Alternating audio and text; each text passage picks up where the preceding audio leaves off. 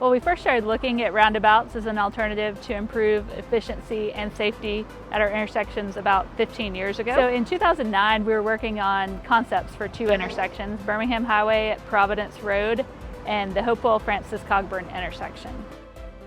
As we were collecting public input on the roundabout as an option, we found it was split. 50% of the people supported a traffic signal and the other 50% supported the roundabout alternative. And to show a change in shift now, on our latest intersection concept, we've seen over 90% support for the roundabout. So once we started getting them operational and people got used to them, it really became the preferred alternative for intersection improvements in the city. So general feedback from residents is positive. 10 or 12 years ago, we didn't have a lot of roundabouts in Georgia and in North Fulton. Building roundabouts was controversial. Nowadays, I get yelled at when I don't propose a roundabout in an intersection.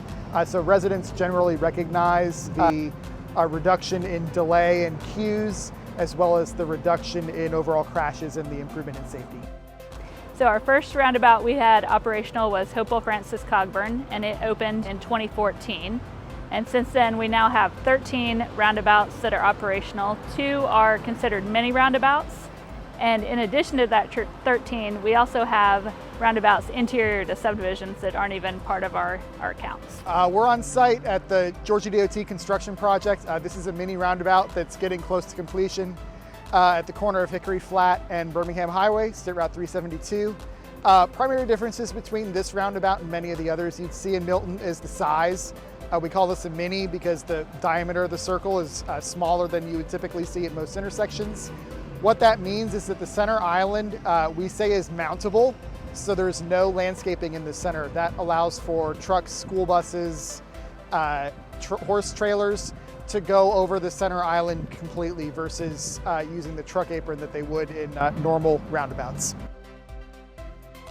After we have roundabouts operational, we don't stop looking at them. We're continuously evaluating roundabouts, and the one we're standing at here now, Crabapple Road at Heritage Walk, is a good example of that. We're right now working with Georgia Department of Transportation on some improvements at this location. The Crabapple Road approaches, instead of having 2 lanes enter like you have currently, it would reduce to only 1 lane that would go all the way through the roundabout. It's going to reduce some of that driver confusion with knowing which lane to be in to enter the roundabout.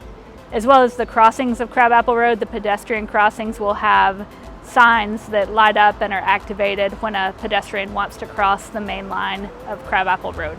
So the unique thing about roundabouts is they keep traffic moving. They're very efficient, and it reduces the speeds as well. So it's the efficiency, it's the safety, it's the continuous, controlled, and slower movement of vehicles through the roundabout that make it the primary choice to reduce congestion and improve safety on our city roadways. Overall, nationwide, generally roundabouts reduce crashes by about half, and those severe crashes, they reduce about 2/3.